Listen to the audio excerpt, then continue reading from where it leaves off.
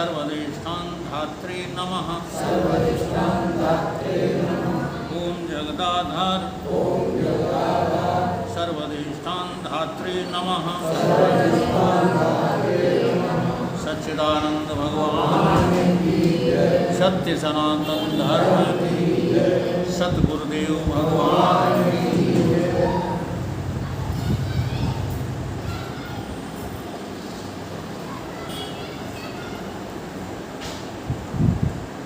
आदि गुरु शंकराचार्य कृत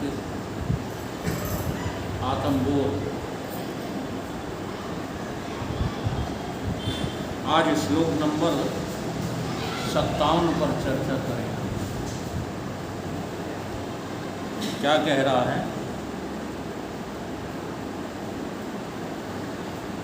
एतद् व्यावृत्ति रूपेण वेदांत लक्ष्यते अद्वयम् अखंडानंदम एकम यत् तद ब्रह्म इति अवधारयेत्। अर्थात जिस अद्वय अखंड एक रस और आनंदमय तत्व की ओर सभी वेदांत शास्त्र तमाम दृश्यात्मक जगत के निषेध की प्रक्रिया द्वारा लक्ष्य करते हैं, उसे तुम ब्रह्म जानो। उसे तुम क्या जानो? ब्रह्म जानो। शब्द लिया है एतद् व्यावृत्त रूपेण। एतद् व्यावृत्त रूपेण का अर्थ क्या है? एतद् माने जो है, जो है वो कैसा है? व्यावृत्त होकर के दिख रहा है। व्यावृत्त का एक अर्थ आप व्यतिरेक लगा सकते हैं। व्यतिरेक होकर के दिख रहा है। जो दिख रहा है वो है नहीं, इसलिए उसको क्या कहते हैं? व्यावृत्त रूपेण, व्यतिरेक होकर के दिखना। दृष्टांत लिया है महाराज श्री ने इसमें। एक मिट्टी के जो है पिंड को आप गोलाकार बना लो, लंबा बना लो, चपटा बना लो, चौकोर बना लो, जितने आकार देना है उतने आकार दे करके देख लो कि जो भी आकार हैं वो केवल दिख रहे हैं। है कौन? उन सभी आकारों में चाहे चपटा देखो, चाहे गोल देखो, चाहे लंबा देखो, चाहे चौखूंटा देखो, जो देखना है वो देखो। देखने के लिए मना नहीं है, लेकिन इस देखने के साथ साथ उसे भी देखो जो है। अब इन सब आकारों में, चपटे में, गोला में, लंबे में एक कौन है? उसका क्या नाम है? उसे क्या देख रहे हो? बोलो, क्या है वो? है ना? अब बालक बुद्धि क्या है? बालक बुद्धि चपटा देखेगी, गोला देखेगी, लंबा देखेगी, परंतु मिट्टी नहीं देखेगी। ऐसे ही हमारी जो है बुद्धि कैसी है? बाल बुद्धि है या ज्ञान बुद्धि है? तुम भी तो वही देख रहे हो। तुम मकान देख रहे हो, दुकान देख रहे हो, समाज देख रहे हो, जाने क्या क्या देख रहे हो। वो सब सत्य देख रहे हो। जैसे बाल बुद्धि वाला चपटे को भी सत्य देखता है, गोल को भी सत्य देखता है, चौखूटे को भी सत्य देखता है। ऐसे ही हमारी बुद्धि कैसी है? हम इन सबको क्या देख रहे हैं? सत्य देख रहे हो। इन सब में छिपे हुए एक उस मिट्टी को कभी आज तक सत्य देखा? मिट्टी तो एक उदाहरण है, अपने में देखो, जितना भी व्यतिरेक दिख रहे हो वही हमें सत्य दिख रहा है। खेती सत्य है। कितनी खेती है आपके पास? अब यहाँ न बक करो, लेकिन तुम्हें से सपने में भी कोई पूछे दे तुरंत बता दो। कितने मकान हैं, कितने लड़के हैं, ये सब क्या देख रहे हो? सत्य देख रहे हो कि झूठ देख रहे हो?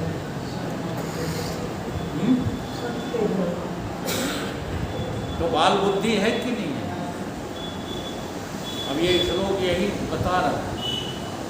एतद, जो तुमको दिख रहा है ये व्यावृत्त रूपेण दिख रहा है, ये रूप बदल के दिख रहा है, और जो रूप बदल के दिख रहा है उसी को हम सत्य देखने में लगे। इसका निषेध करने की साधना हमसे नहीं हो पाती। इसलिए मेरा समय, मेरा देश काल और परिस्थिति सब उसी के सत्य देखने में जाता है।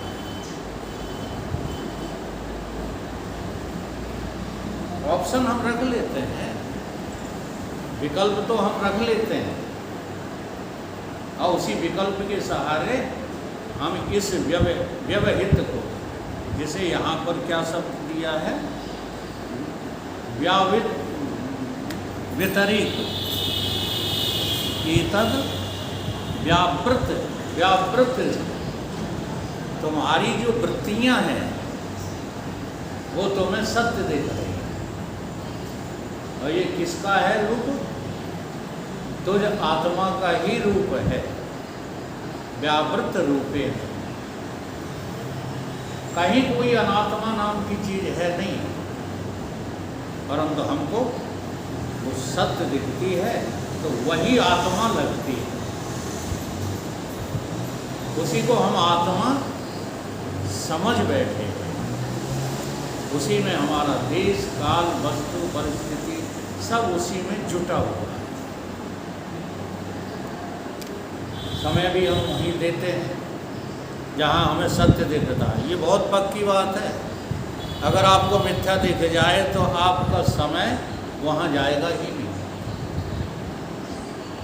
सारा समय कहाँ जा रहा है? व्यतिरेक में जा रहा है कि अन्वय में जा रहा है?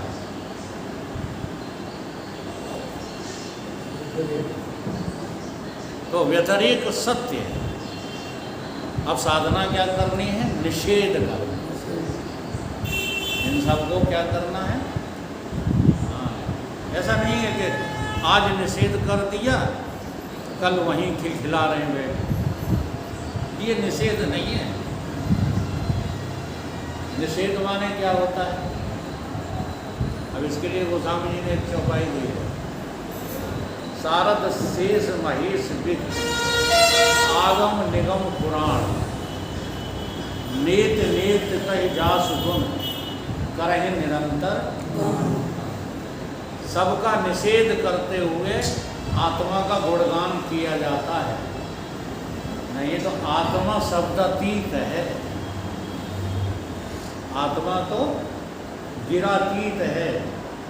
ज्ञान गिरा गौतीत अज, निर्गुण नाम न रूप, सोई सच्चिदानंद घन, करत चरित्र अनूप।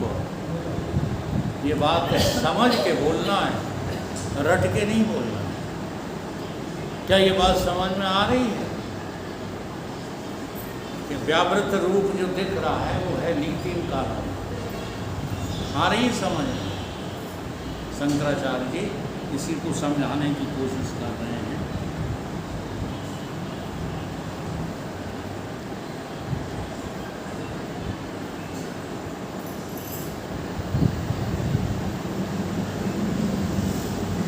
जो स्वामी राम हुए हैं उन्होंने देख लिया था। उन्होंने क्या देख लिया था? उन्होंने जो है नित्य अपना स्वरूप सर्वत्र देख लिया। तो वो कहने लगे थे, हे पर्दा नसी, तू मत कर पर्दा मुझसे, तो मुझसे पर्दा मत कर। क्यों? क्योंकि लोग कभी देखेंगे तुझे बेपर्दा, कहीं देखेंगे बेपर्दा। मैंने तो यहीं और अभी देख लिया है तुझको। कैसा? बेपर्दा देख। जैसे ये गीत चला, पर्दा है पर्दा,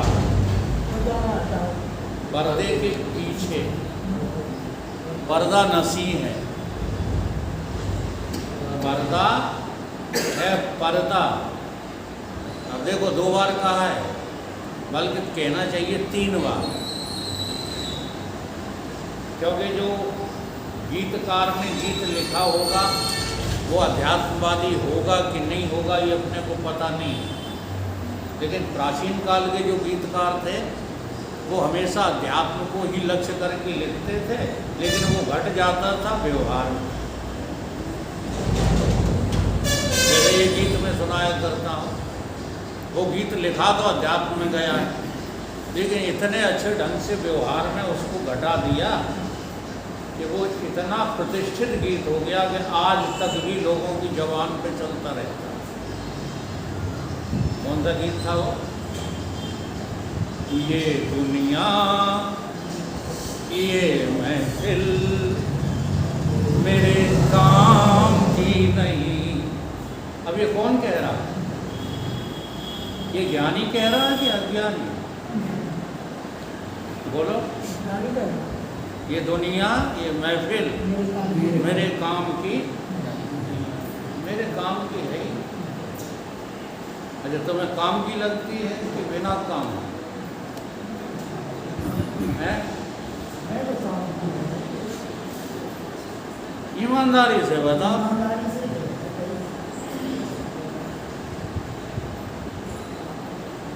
ऐसे ही पर्दा, तुम्हें पर्दा लग रहा है, पर्दा पड़ा है, इसके कारण से दुनिया सत्य दिख रही है, या बेपर्दा हो इसलिए दुनिया सत्य दिख रही है? पर्दा पड़ा है। अब उस पर्दे को तुम पर्दा ही नहीं समझ रहे, इसलिए हटाना नहीं चाहते। उसी पर्दे को तुम सत्य समझ बैठे हो। ये बहुत झीना पर्दा है, इसका दूसरा नाम आपने माया रख दिया। अब माया जो दिखाती है वो हम देखते रहते, उसी को सत्य समझते हैं। और माया है त्रिगुणात्मक, वो एक गुण के द्वारा नहीं दिखाती, अपने तीनों गुणों के द्वारा तुम्हें उसी सत्य को व्यावृत रूप होकर के दिखा देती। व्यावृत रूपेण दिखा रही है कि नहीं? तमोगुण की प्रधानता से क्या दिखा रही है? स्थूल शरीरों को दिखा रही है। एक त्रिपुटी होती है जब हम ध्यान करते हैं, दृश्य, दृष्टा, दर्शन, या दृष्टि भी कह सकते हैं। दृश्य, तो जो दृश्य दिख रहे हैं वो तमोगुण की प्रधानता से दिख रहे हैं, और जो दृष्टा है, आप अपने दृष्टापने को देख नहीं पाते। जी हाँ, हम दृष्टा हैं, हम दृष्टा हैं। काय के दृष्टा हो?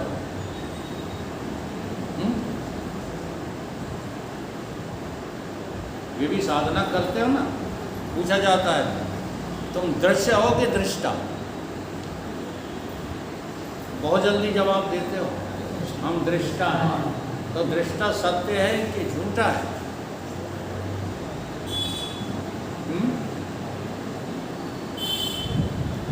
बोलो इसमें अटके क्यों रह जाते हो? दृष्टा झूठा है कि सत्य है? क्यों? क्योंकि वेदांत के तमाम जो है सूत्रों में दृष्टा को सत्य कहा गया है। अब रटी रटाई सौदा यहाँ चलेगी नहीं, चलेगी? हाँ, इसलिए माया ही तुमको दृष्टापना दिखा रही है। अब इस माया की हरकत को तुम तब तक नहीं पहचान पाओगे जब तक मायापति के प्रति तुम्हारी आस्था नहीं जुड़ेगी। पहला कदम आस्था जुड़ना, फिर दूसरा कदम उधर की तरफ चलना, फिर तीसरा कदम समर्पण। अब ये मायापति कहाँ मिलेंगे? कहाँ ढूंढोगे इनको? हैं? बोलो, कहाँ मिलेंगे ये मायापति?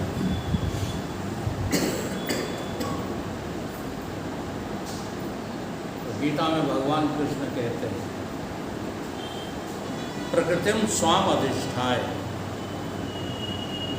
मैं अपने स्वभाव को, प्रकृति को अधीन करके, प्रकृतिम स्वाम अधिष्ठाय संभवानी आत्ममाया, आता हूँ इस धरा पर। जिसके बाद वो श्लोक बोले जिनको रट रखा है तुमने कंठस्थ। कब आते हैं? कब आते हैं? यदा यदा है धर्मस्य। कब आएंगे? हाँ, यही तो हम पूछ रहे हैं, कब कब हो धर्म की आंख? कब बढ़ेंगे असुर? कभी भीतर झांक कर देखते ही नहीं हो, तुम्हारे भीतर कौन बैठा है? ऐसे ही कह रहे हो मुँह देखी।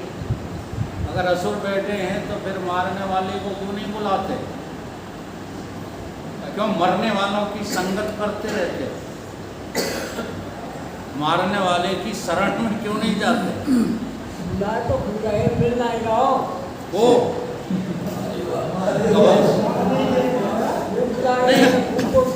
सुनो तो कबहू तो बाबा उदय सिंह जी, कबहू तो कान लगा तो मिलेगा। कबहू तुम कान लगा मिल नहीं रहा हो। अब बोलो तुम्हारी कौन सी बात सत्यमान है?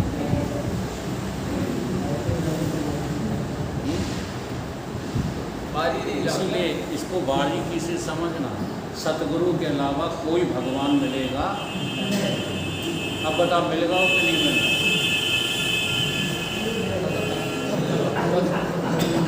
बड़ी समस्या है। कभी तो चिल्लाने लगे मिले ही नहीं था, मुझे मिले ही नहीं था। और थोड़ी सी झलक दिखा तो कहते मिलेगा मिलेगा मिलेगा। तो अभी तुम धोखे नहीं हो। तो इस माया की हरकत को समझो। यही तमोगुण की जो है प्रधानता से दृश्य बन गया है, और यही सतोगुण की प्रधानता से दृष्टा बन गया है।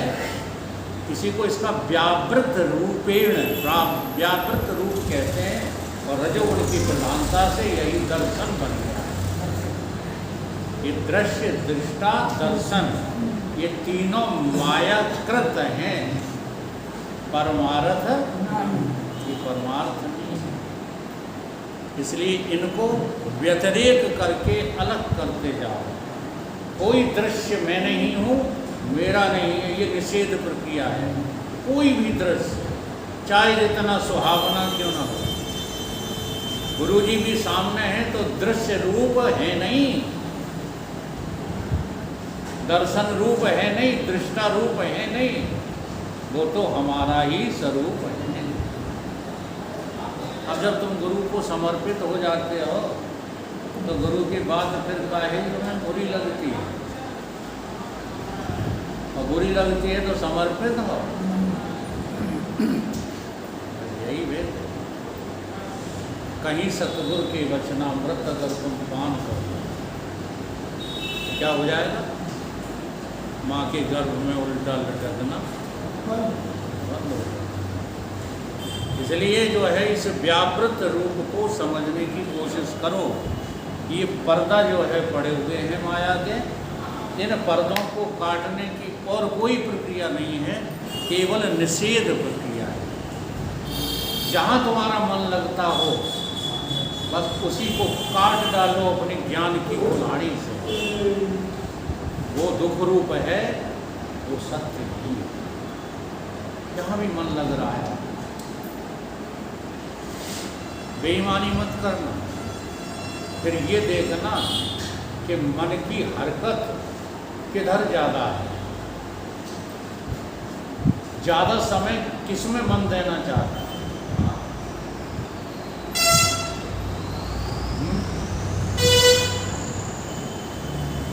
अनुभव करोगे तो तुमको लगने लगेगा। जी हाँ, अब बहुत से हैं इसमें साधक ऐसे, जब यहाँ राजनीतिक चर्चा छिड़ जाती हैं तो उनके हमने देखे मुंह लटक जाते हैं। किनके? जो सच्चे साधक हैं, जो चुपचाप बैठे सबकी बातें सुनते रहते हैं, लगता है उससे। अब जब लोग कहते हैं तुम कैसे जान जानते हो वकील साहब, हमको जादू थोड़ा ही पढ़े हैं, जादू नहीं पढ़े, ऐसी दशा मेरी हो चुकी है इसलिए हम जान जाते हैं। और कैसे जान जाते हैं?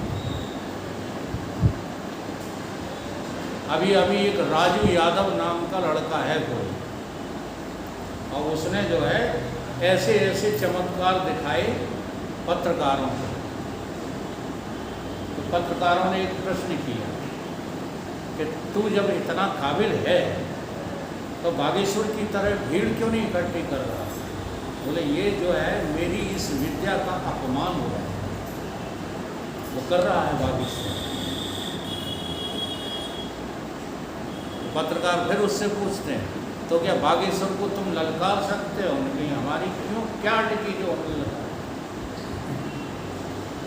ये पत्रकार बहुत बहुत गलत होते हैं। ये खुद तो कुछ कहना नहीं चाहते, सच्चाई को उजागर नहीं करना चाहते, किसी दूसरे व्यक्ति को उलझाना चाहते। इस समय बहुत ऐसी जो है मूर्तियां हैं जिनके साथ करोड़ों की भीड़ है। जो भी विरोध करेगा घर पे जाके वो भीड़ मार डालेगी उसे। जी हाँ, अंधे भक्तों की कमी नहीं है दुनिया में। इसलिए कोई भी नया आदमी हिम्मत नहीं कर रहा। नहीं, उसने ऐसे सबके पर्चे उसने लिख के बता दिए। जादूगर है। हाँ, साफ कहा उसने, केवल जादू है, जादू के अलावा और कुछ नहीं। कोई बजरंगबली किसी के ऊपर नहीं खेलते। ये बजरंगबली का खिलौना है जो तुम्हारे ऊपर खेलने लगे। तुम बिल्कुल बुद्धू हो, कुछ तुमको आता ही जाता नहीं है। जो तुम्हारा देवता है वो व्यापक है, वो किसी एक व्यक्ति का गुलाम नहीं है। चाहे जितनी तुम आराधना करना, चाहे जितनी प्रार्थना करना, तो हमारे शास्त्रों में प्रमाण भरे पड़े हैं। जब जब देवताओं ने दर्शन दिया तब तब उन्होंने कहा है कि तुम्हारी जैसी बुद्धि है तुम वैसे ही मांग पाओगे। रावण ने जब प्रसन्न कर लिया ब्रह्मदेव को, अब देखो अब ये रहस्य किसी को पता नहीं, क्योंकि तुम्हें कहानियां तुम्हारे दिमागों में डाली गई, सच्चाई बताई गई। रावण ने विधाता के रूप में शिव को आराधा था, तो आए गए ब्रह्मा जी। कमाल देखो, जब आए किन विविध तब तीनों भाई, परम उग्र सो वरण न जाई, गए निकट तप देख विधाता। कौन गया निकट? ब्रह्मा। अब विधाता शब्द आया है तो विधाता में को है? ब्रह्मा है कि विष्णु है कि महेश है?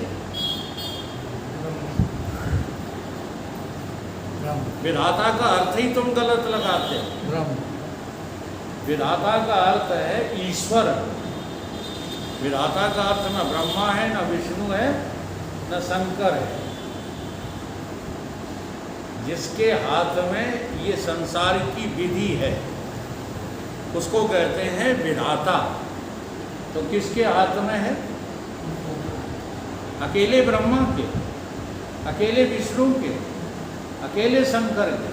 नहीं, ये तीनों जिसके अंश से पैदा हुए उस ईश्वर को विधाता कहते हैं। उपजे जासु अंशतः, क्या अर्थ लगाओगे भैया वेदांतियों, बताओ किसके अंश से उपजे हैं ब्रह्मा विष्णु महेश? और एक नहीं, नाना। उपजे जासु अंशतः, किसके अंश से उपजे?